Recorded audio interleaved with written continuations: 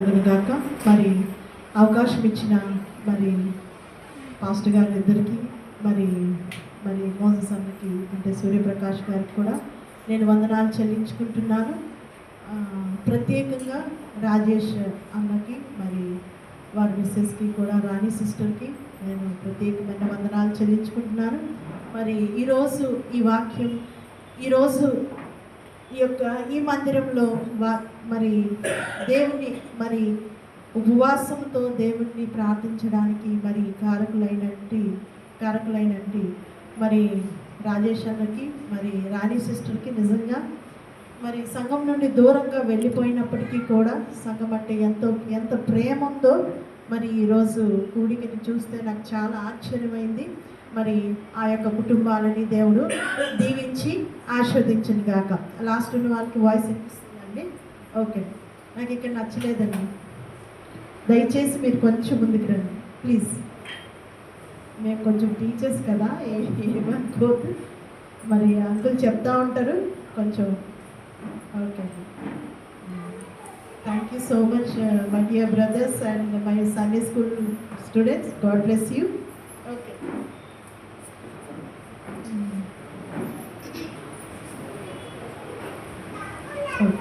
Thank you.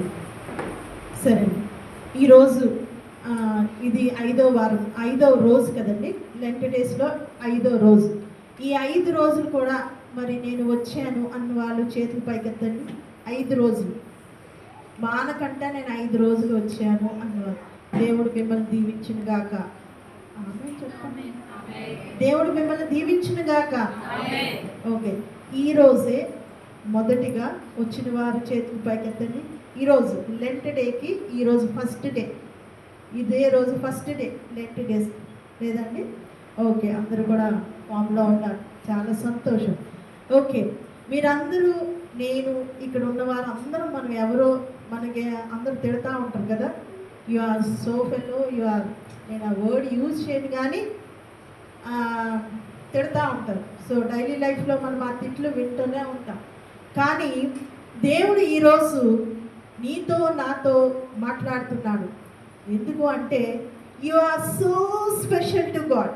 మీరు ఎలాంటి వారు అంటే పరలోక రాజ్యపు ప్రతిబింబాలు. పరలోకం ఎలా ఉంటుంది తెలుసు కదండి. పరలోక రాజ్యపు ప్రతిబింబాలు అంటే మీరందరూ కూడా మరి టింకు అన్న ఒక 2 months నుండి చెప్పుకొస్తా ఉన్నారు. సంఘం సంఘం సంఘం శరీరం, ఒకటే శరీరం. ఏంటి మీరు నేను నిజంగా ఒక 40 దాటితే షుగర్ బీపీ కామన్ అయిపోయింది. ఓకేనా, ఇంకా ఏవో జబ్బు లేని 40 దాటితే జబ్బు లేని వాళ్ళు లేరండి. అలా ఉన్నప్పటికీ కూడా మనలో ఏదో ఒక బలహీనత ఉన్నప్పటికీ కూడా మరి మనల్ని వేలు పెట్టి చూపించిన వాళ్ళు ఉన్నప్పటికీ కూడా యేసు ప్రభు చెప్తున్నాడు, మీరు అంటే నేను ఏకవచనం వాడడానికి ఇష్టపడట్లేదు. మనందరము కూడా పరలోక రాజ్యపు సంబంధులు అంటే మీరందరూ అంటే నేను కూడా సంఘం అన్నమాట. ఒక చిన్న పల్లవి పాడుతూ వాక్యంలోకి వెళ్తాం. ఓ సంగమా సర్వంగమా పరలోక రాజ్యపు ప్రతిబింబమా యేసయ్యను ఎదుర్కొనగా నీతిని అలంకరించి సిద్ధపడుమా. ఓ సంగమా వినుమా. అంటే అన్నీ అలంకరించుకోవచ్చు, ఆ మెటీరియల్ అంతా అబ్రాడ్లోని ఇండియాలోని దొరుకుతుంది. కానీ నీతిని అలంకరించుకోవడం అది సామాన్యమైన విషయం కాదండి. అది మనమే ఆ నీతిని ఈ యొక్క శిక్షణ కాలంలో ఆ నీతిని అలంకరించుకోవడానికి నిజంగా రోజు ఒకే చీర కట్టుకుంటే ఎలా ఉంటుందండి, బాగోదు కదండి. నీతిని అలంకరించుకోవడానికి దేవుడు నీ వంటి ఎంతగానో ప్రేమిస్తున్నాడు, నేనంటే ఎంతగానో ప్రేమిస్తున్నాడు. నిజంగా కొన్ని ఈ యొక్క ప్రాంతంలో కానీ కొన్ని ప్రాంతాల్లో ఇటువంటి అవకాశం లేదు. 40 రోజులు 40 దినాలు శిక్షణ కాలంలో నీవు మరలా దేవుని సన్నిధికి వచ్చి ఉపవాసముతో కన్నీరు విడిచుచు దుఃఖించుచు ప్రార్థన చేయడానికి, సంఘముతో కలిసి ప్రార్థన చేయడానికి కొన్ని ప్లేసెస్లో మీకు జరగట్లేదు. కానీ మన ఈ యొక్క చంద్రపురి కాలనీలో, మన యొక్క చర్చ్లో ఎవ్రీ ఇయర్ కూడా ఎంతో కష్టం కదండి. ఎంతో కష్టం అయినప్పటికీ కూడా మరి పనులన్నీ చేసుకొని మరి దేవుని సన్నిధికి రావడం మీకు కష్టమే. మరి ప్రతి రోజు కూడా మరి 40 రోజులు కూడా మరి ఈ విధంగా వాక్యం చెప్పడం అంటే ఇలాగా ప్రేయర్ పెట్టడం కూడా నిజంగా వారికి కూడా మరి మోసెస్ అన్న మీ ఇంట్లో పెట్టాలా వాళ్ళకి కూడా మరి అడగడం ఎంత ఇబ్బందికరంగా ఉంటుంది కదండి. నిజంగా మరి వాళ్ళకి కూడా టైం, ఇక్కడ ఉన్న వాళ్ళు చాలామంది జాబ్స్ చేసుకుంటున్నాం, కొంతమందికి సహకరిస్తుంది బాడీ, కొంతమందికి సహకరించదు. అయినప్పటికీ కూడా ఒక ఆశతో నీవు దేవుని దగ్గరికి వచ్చి ఉన్నావు. నీ నీవు కన్నీటి విచ్చినప్పుడు దేవుడు చూచి ఉన్నాడు. అందుకే నీ ఊరికి ఇక్కడ వచ్చి కూర్చోలేదండి. దేవుడు నీ చెయ్యి పట్టుకొని ఇక్కడికి తీసుకొని వస్తేనే నీవు వచ్చావు. హల్లెలూయా. నమ్మిన వారు 2 చేతులు పైకెత్తి హల్లెలూయా చెప్దామా? హల్లెలూయా, హల్లెలూయా. ఓకే, మరి ఈరోజు నా వాక్యాన్ని మరి నేను చెప్పడానికి ఇష్టపడుతున్నాను. నిజంగా మరి మొదటి సమూయేలు గ్రంథము 5వ అధ్యాయము, మొదటి సమూయేలు గ్రంథము 5వ అధ్యాయం 1వ వచనం చదువుతారండి. ఫిలిష్తీయులు దేవుని మందసమును పట్టుకొని ఎబెనేజరు నుండి అష్టోదను తీసుకొని వచ్చి సిస్టర్ మళ్ళొకసారి అండి, ఇంకెవరైనా తీయలేదు అంటే మళ్ళొకసారి చదువు సిస్టర్. ఫిలిష్తీయులు దేవుని మందసమును పట్టుకొని ఎబెనేజరు నుండి అష్టోదను తీసుకొని వచ్చి. ఓకే, మళ్ళీ అదే అధ్యాయంలోని మొదటి సమూయేలు 5వ అధ్యాయము 6వ వచనం చదవండి. యెహోవా హస్తము అష్టోదు వారి మీద భారంగా ఉండెను. అష్టోదు వారిని దాని సరిహద్దులలో ఉన్న వారిని ఆయన గడ్డల రోగంతో మొత్తి వారిని హతము చేయగా. ఓకే, 9వ వచనం చదవండి. అయితే వారు అష్టోదు నుండి గాతునకు దానిని మోసుకొని పోయిన తర్వాత యెహోవా హస్తము ఆ పట్టణం పెన్నులకు రహస్య స్థానములలో గడ్డలు లేపి వారిని మొత్తి గొప్ప నాశనం చేసింది. Thank you sister, God bless you. Okay, ఈ యొక్క మొదటి సమూయేలు గ్రంథము 5వ అధ్యాయంలోని మరి 1వ వచనము, 6వ వచనము, 9వ వచనం కూడా మనము చదువుకున్నాం.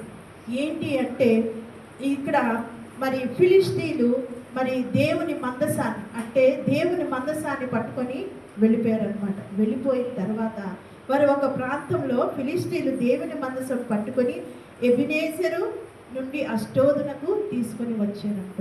దేవుని మందసం అండి.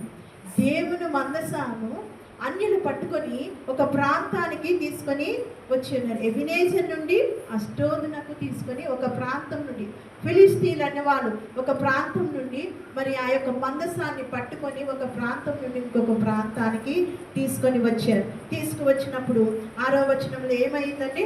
యెహోవా హస్తము అష్టోదు వారి మీద భారముగా ఉండెను. అష్టోదు వారిని దాని సరిహద్దుల్లో ఉన్న వారిని ఆయన గడ్డల రోగంతో మొత్తి వారిని హతము చేయగా. ఆ మందసం ఎవరైతే ఆ ఫిలిష్తీయులు తీసుకొని వచ్చిన్నారో, ఆ ప్రాంతంలో పెట్టి ఉన్నారో, వాళ్ళకి ఏం చేశారంటండి? ఏమైంది? వాళ్ళకి గడ్డల రోగంతో మొత్తగా వారు హతము చేయగా. అంటే ఆ మందసాన్ని తీసుకొని అన్యులు ఆ మందసాన్ని తీసుకొని వచ్చినప్పుడు, ఆ ప్లేస్లో పెట్టినప్పుడు ఎవరైతే తీసుకొచ్చారో లేకపోతే ఎవరైతే అక్కడ ఆ ఫిలిష్తీయులు ఉన్నారో వాళ్ళు ఏం చేశారంటే ఒక భయంకరమైన గడ్డల రోగంతో చనిపోయారనమాట. భయంకరమైన రోగంతో చనిపోయారు. నిజంగా మరి చనిపోయారనమాట. చనిపోయినప్పుడు నిజంగా ఒక్కరు చనిపోతేనే ఎంతగానో ఏడుస్తాం. తండ్రి కోల్పోయిన వాళ్ళు మాకు కూడా తెలుసు, ఎంతగానో ఏడుస్తాం కదండి. మరి ఎక్కువ మంది ఆ యొక్క ఫిలిష్తీయులు ఆ గడ్డల రోగంతో బాధపడి చనిపోయిన ఎక్కువ మంది హతము చేయబడ్డారనమాట. చేయబడినప్పుడు ప్రతి ఒక్కరికి కూడా భయం కలుగుతుంది. For example the pandemic season, corona virus వచ్చినప్పుడు ఎవరిని కూడా ఆ యొక్క ముట్టినప్పుడు, ఆ కరోనా వైరస్ వచ్చినప్పుడు మ్యాక్సిమం తట్టుకోలేని వాళ్ళందరూ ఏమయ్యారండి? చనిపోయారు, హతమైపోయారు, చనిపోయారు. ఏమి కత్తితో పడవలేదు, ఏమీ చేయలేదు, ఆక్సిజన్ పీల్చుకోలేక చనిపోయారన్నమాట. మరి ఇక్కడ ఈ యొక్క ఫిలిస్తీన్ల విషయంలో చూసుకున్నట్టయితే దేవుని మందసాన్ని ఒక ప్రాంతం నుండి ఇంకొక ప్రాంతానికి తీసుకొని వచ్చినప్పుడు వారు ఏమయ్యారంటే గడ్డల రోగంతో హతమైపోయారు. సో అటువంటి మందసము గురించి ఈరోజు నేను మాట్లాడాలని దేవుడు, పరిశుద్ధాత్మ దేవుడు నన్ను ఇక్కడ నిలబెట్టి ఉన్నాడని నేను అనుకుంటున్నాను.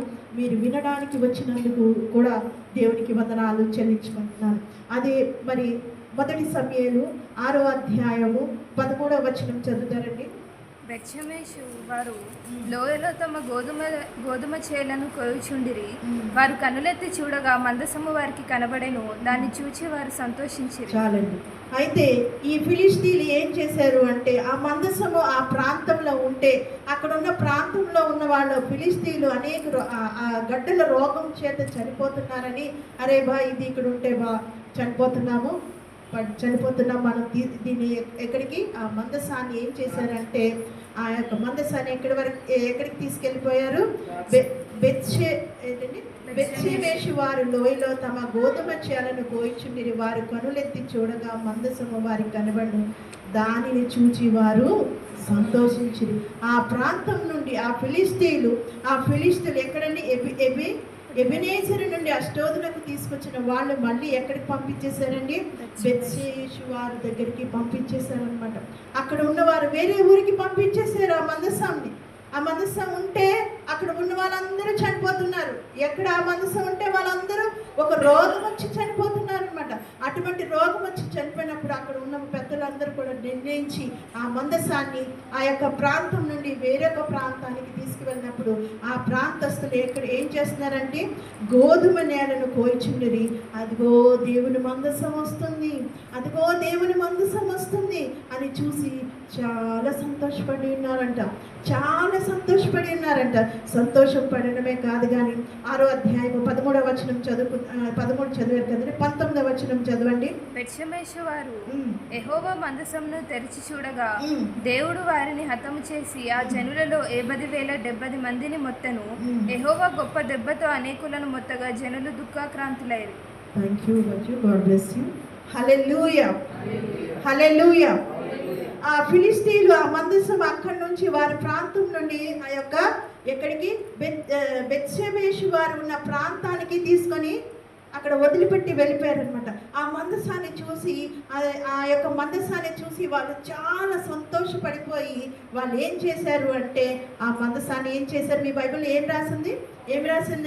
తెరిచి చూశారు. ఏం చేశారు? ఆ మందసం తెరిచి చూడగా దేవుడు వారిని హతము చేసి ఆ జనులలో 50,070 మందిని మొత్తని కనుక యెహోవా గొప్ప దెబ్బతో అనేకులు మొత్తగా జనులు దుఃఖాకాంతులైపోయారు. అయ్య బాబు, ఇదొక కరోనాకి తండ్రిలాగా ఉన్నారనమాట. జింపిన్ గారు కాదు, కరోనా ఫాదర్, దానికన్నా ఫాదర్ ముత్తాతలాగా ఉన్నారు కదా.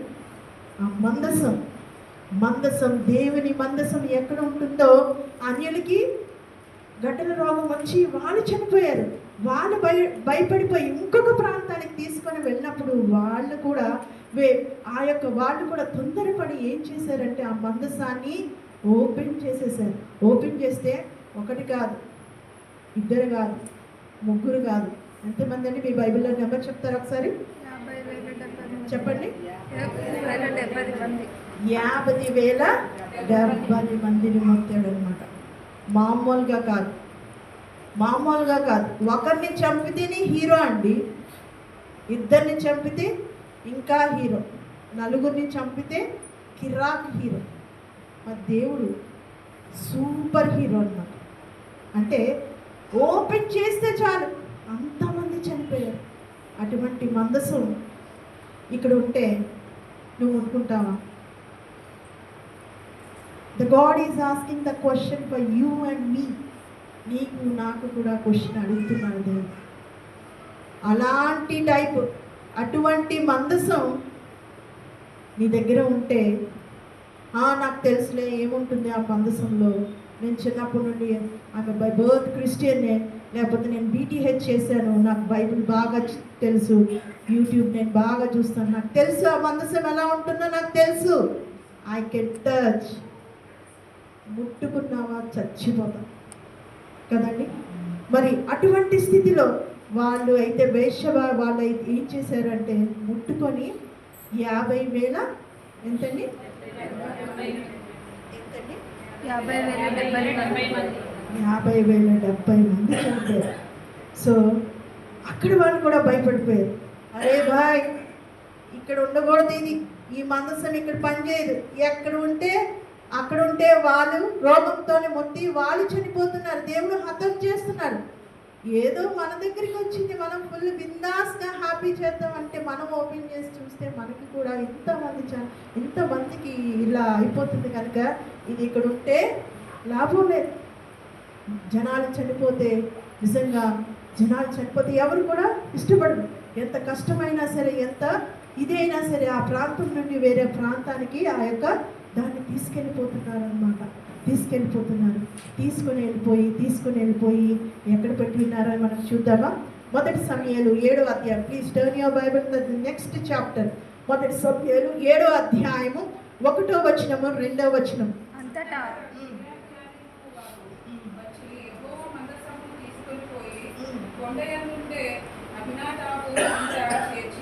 దానిని కాపాడుటకై అతని కుమారుడైన ఎలియాజరును ప్రతిష్ఠించి మందసం కిర్యతయారీములో ఉండిన కాలము 20 సంవత్సరములాయెను. చాలు సిస్టర్, చాలు. ఒక ప్రాంతంలో ఉన్నది, అనేక మంది రోగంతో చనిపోయారు. ఇంకో ప్రాంతంకి తీసుకొని వచ్చారు దేవుని మందసాన్ని.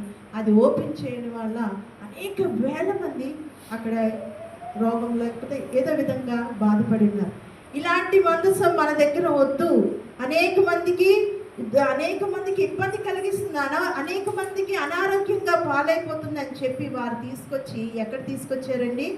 అబీనాదాము ఇంట చేర్చి దానిని కాపాడుటకే అతని కుమారుడైన ఎలియాజరును ప్రతిష్ఠించారు.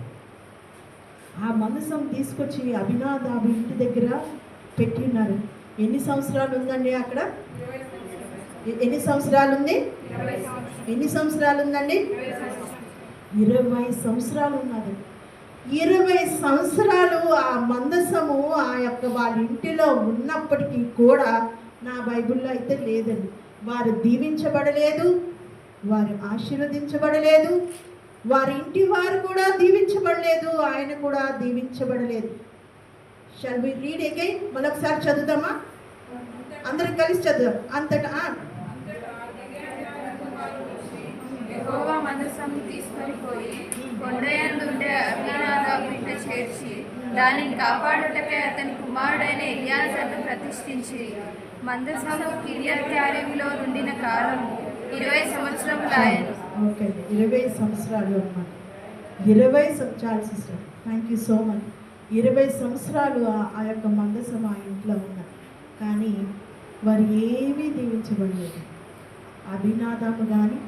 అబీనాదాముకి 3 కుమారులు ఉన్నారనమాట. మొదటి కుమారుడు ఎలియాజరు. ఆ మందసాన్ని చూసుకోవడానికి, ఆ మందసం యొక్క అన్ని శుభ్రం చేయడానికి, లేకపోతే దాన్ని కాయడానికి తన పెద్ద కుమారుడైన ఎలియాజరుని పెట్టించారనమాట. మరి పెట్టినప్పుడు మరి ఆ ఇంట్లో అయితే ఏమీ దీవెనలు రాలేదు. బహుశా ఆ కుమారుడైతే చనిపోలేదు, ఎలియాజరు చనిపోలేదు. సో మళ్ళీ ఒకటి టర్న్ చేద్దామని 2వ సమయాలు 6వ అధ్యాయము. 2వ సమయాలు 6వ అధ్యాయము 6వ అధ్యాయము 1వ వచనం చదువుతారు.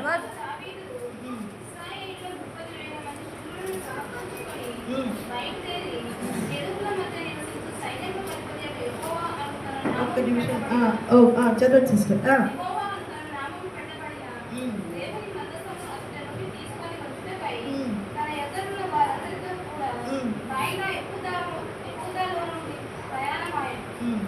ఒక నిమిషం సిస్టర్, ఒక నిమిషం. మరి అబీనాదాబు ఇంటిలోని 20 సంవత్సరాలు ఆ మందసం ఉండిపోయింది.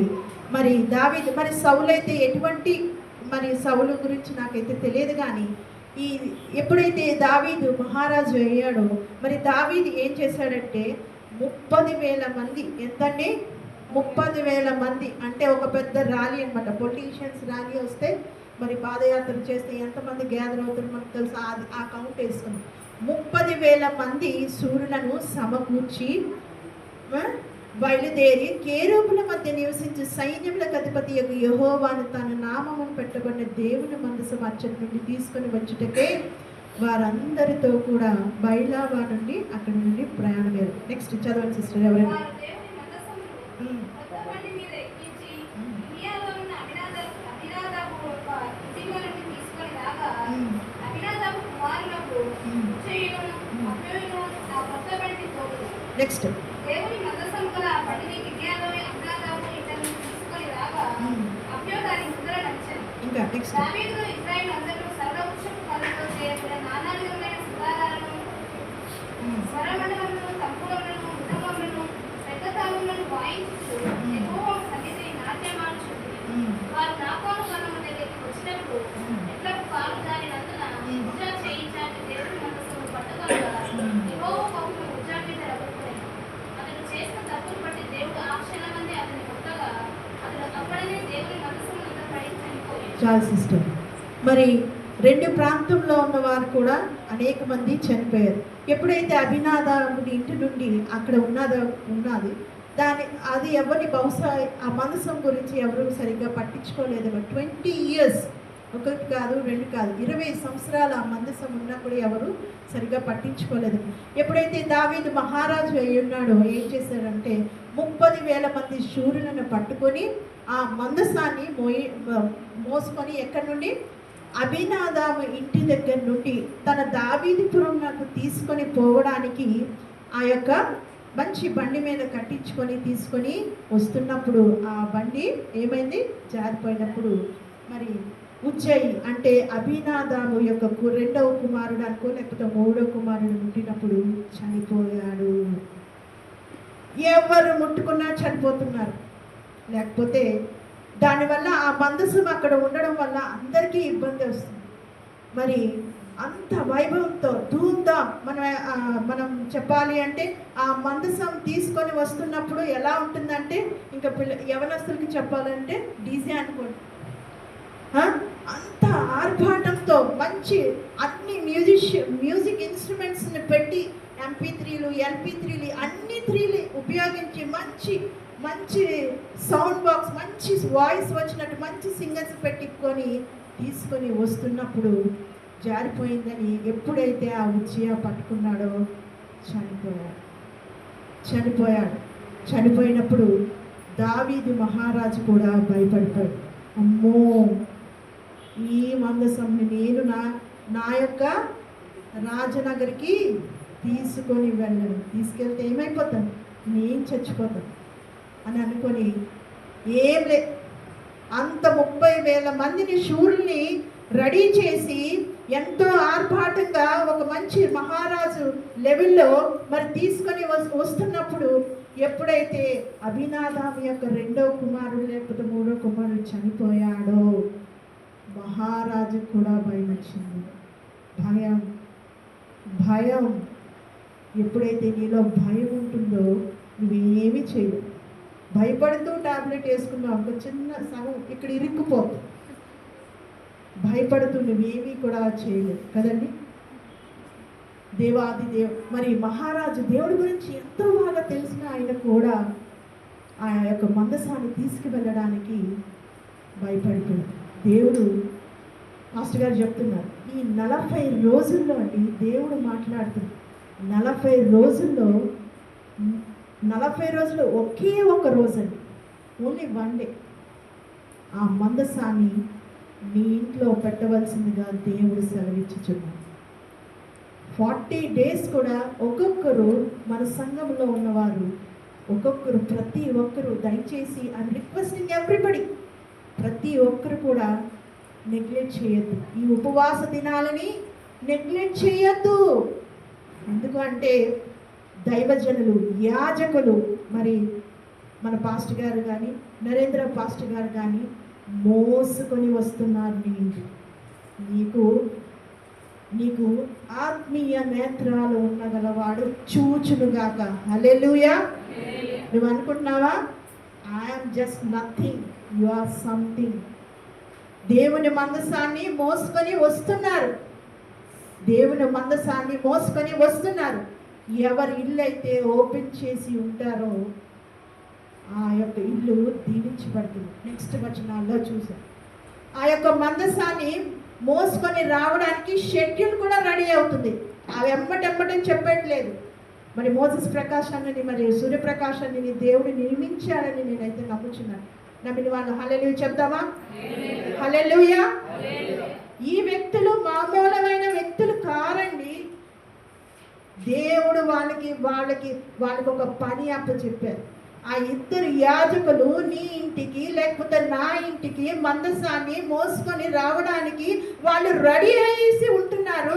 నేను వస్తున్నాను అని చెప్పడానికి ఒక ప్రకాశప్రదని ఎన్నుకున్నాడు దేవుడు. ఆయన చెప్పినప్పుడు ప్రియ సంగమా మాట విను. వాళ్ళ మాట దేవుని మాటగా విని నీ దగ్గర ఏమి ఉంటే సంఘానికి నువ్వు అది పెట్టు. దేవుడు నువ్వు ఏ పెట్టేవని చూడడు, ఎంత పెట్టేవని చూడడు, ఎన్ని ఐటమ్స్ పెట్టేవని చూడడు, ఎంత దమ్కా బిర్యానీ పెట్టాడని చూడడు. నీ హృదయాన్ని దేవుడు చూస్తాడు. నువ్వు ఎప్పుడైతే నీ హృదయాన్ని ఓపెన్ చేసి నువ్వు ఎప్పుడైతే ఆ మందసాన్ని మోసుకొని వస్తున్నప్పుడు, మేమందరము ఒక 30,000 మంది శూరులం అనుకోండి, మేమందరము కూడా మరి వచ్చి పాటలు పాడి అన్నీ చేసి మనమందరం కూడా అందరింటికి వెళుతున్నప్పుడు దేవుడు నీ జీవితంలో గొప్ప కార్యం చేయాలనుకుంటున్నాడు. హల్లెలూయా. హల్లెలూయా. నీవు నిర్లక్ష్యం చేస్తున్నావా? 18 సంవత్సరాల నుండి ఆ క్రైస్ట్ చర్చ్ వాళ్ళకి ఏం పని ఉండదని బాయ్. ఏంటి ప్రతి 40 డేస్ లాంటి డేస్ అయినా 4 డేస్ చాలు కదా. 20 10 వచ్చే కాదు, ఖచ్చితంగా 40. ఎంత కష్టం అండి బాబు. పిల్లలు తినిపించాలి, తీసుకొని రావాలి, మరి నీట్ ఎగ్జామ్ ఆమె ప్రిపేర్ అవ్వాలి, నా కొడుకు పిల్లలు నేను ఎగ్జామ్ ప్రిపేర్, ఎంత కష్టం. అయినప్పటికీ కూడా దేవుని మందసాని దగ్గరికి నీవు వచ్చినప్పుడు దేవుడు గొప్ప కార్యాన్ని నీ పట్ల చేస్తాడు. అయితే దావీదు మహారాజు భయపడిపోయి అక్కడ ఆ మందసాన్ని ఎవరింట్లో పెట్టున్నాడు చూడండి. మీ బైబిల్లో ఎవరి ఇంటి దగ్గర పెట్టున్నాడు చదవండి. యెహోవా మందసమును దావీదుపురంలోనికి తన యొద్దకు తెప్పింపనొల్లక గిత్తీయుడగు ఒబేదెదోము ఇంటి వరకు తీసుకొని అచ్చట ఉంచెను. హల్లెలూయా. హల్లెలూయా. ఒబేదెదోము అంత రాజు అండి. ఆ రాజు ఆ మందసాన్ని తీసుకెళ్ళడానికి భయపడిపోయాడు. దావీదు మహారాజు ఆ మందసాన్ని తీసుకెళ్ళడానికి భయపడిపోయి ఒబేదెదోము అనే ఒక ఇంటి దగ్గర దాన్ని పెట్టి వెళ్ళిపోయాడు. You know that who is Obededom? Obededom ఎవరు తెలుసా? ఇక్కడ ఉంటున్నారు కదా ఈ బ్యాచ్లోనూ ఆయన ఒకరు. మీరు చూడండి, మీరు టర్న్ యువర్ బైబిల్ మొదటి దినవృత్తాంత గ్రంథంలో 15వ అధ్యాయము 18వ వచనం. మొదటి దినవృత్తాంతములు చదువు.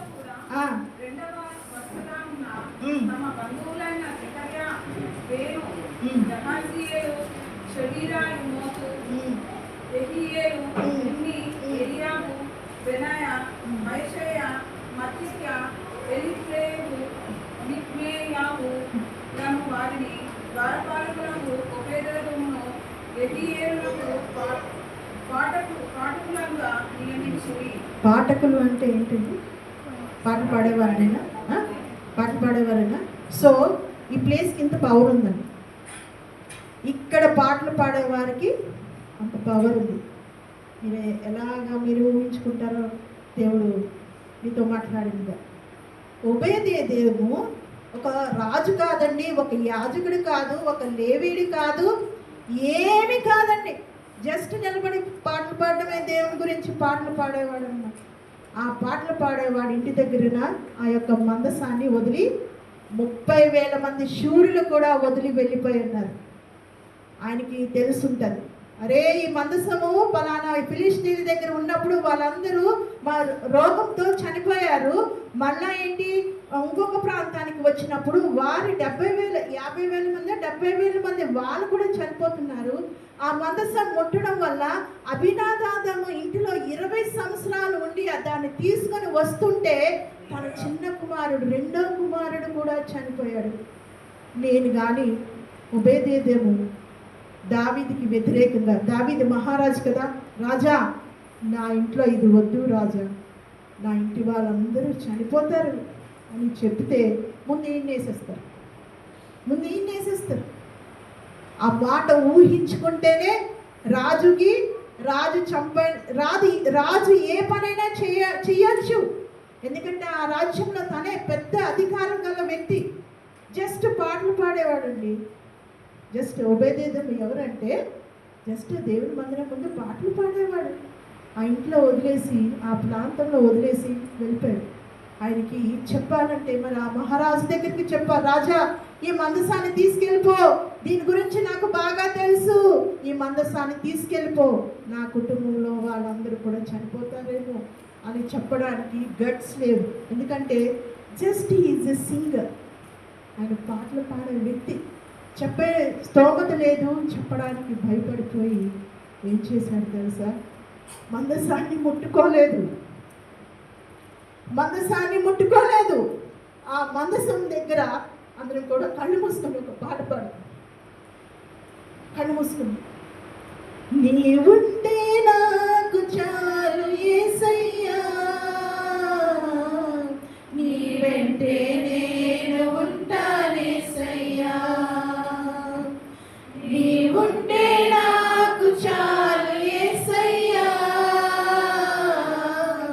నీ వెంటే నేను ఉంటానేసయ్యా, నీ మాట చాలయ్యా, నీ చూపు చాలయ్యా, అందరూ కూడా నీ తోడు చాలయ్యా, నీ నీడ చాలయ్యా, చెప్పుకోండి, నీ మాట చాలయ్యా, నీ చూపు చాలయ్యా, నీ తోడు చాలయ్యా, నీ నీడ చాలయ్యా, నీ ఉంటే నాకు చాలు యేసయ్యా,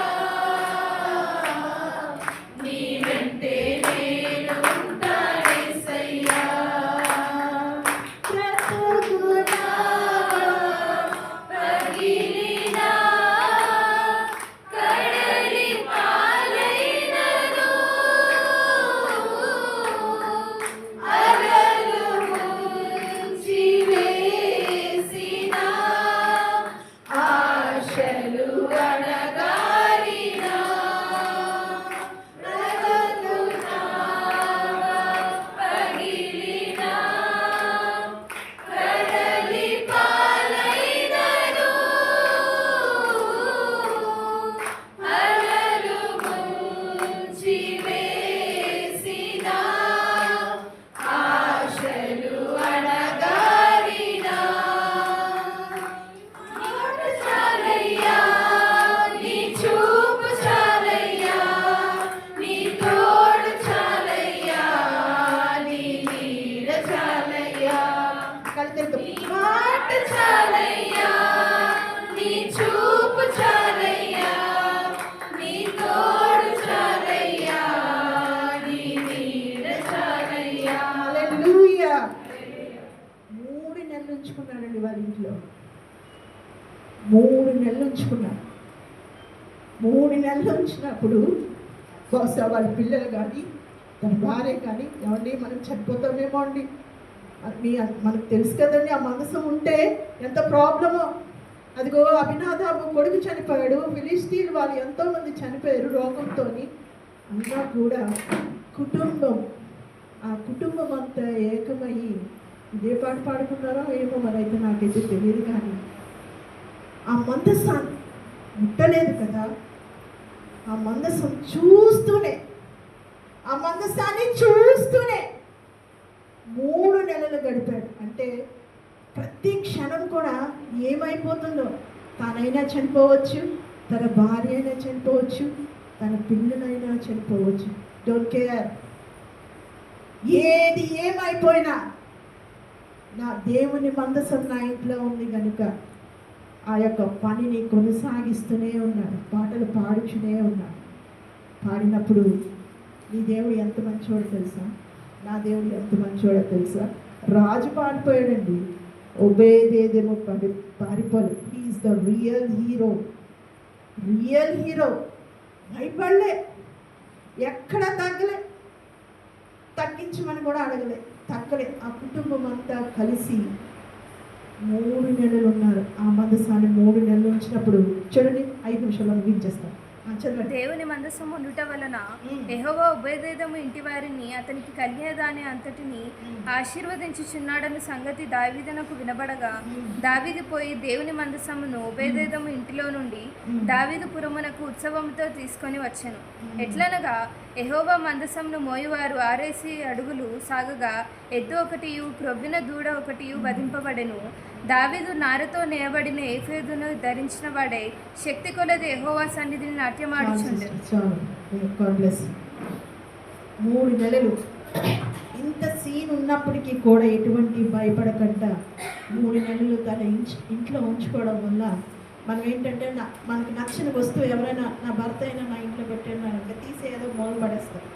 లేకపోతే ఏదైనా వస్తువు మనకు నచ్చింది ఎవరైనా ఒక దగ్గర పెట్టారనుకో, ఎట్లా మెస్పరైజ్ చేసి ఆ వస్తువుని తీసి బయటపడేస్తాం. కానీ ఒబేదెదోము కానీ తన భార్య కానీ తన పిల్లలు కానీ ఎవరు బయట పాడలేదు. తన యొక్క పనిని దేవుని పాటలు పాడుచు దానిని ఏమీ ముట్టలేదు, ఏమీ చేయలేదు. పాడినప్పుడు దేవుడు ఎంతో కరుణగలవాడండి. ఇప్పుడైనను కన్నీరు విడిచుచు దుఃఖించుచు ఉపవాసం ఉంది. ఇప్పుడైనను కన్నీరు విడిచుచు దుఃఖించుచు మనపూర్వకంగా తిరిగి నా ఎద్దకు రండి. అప్పుడు దేవుడు ఎంతగానో దీవించాడు. ఆ ఒబేదెదోమును ఫుల్గా దీవించాడు. 100/100 మా టీచర్స్ లాంగ్వేజ్లో చెప్పాలి.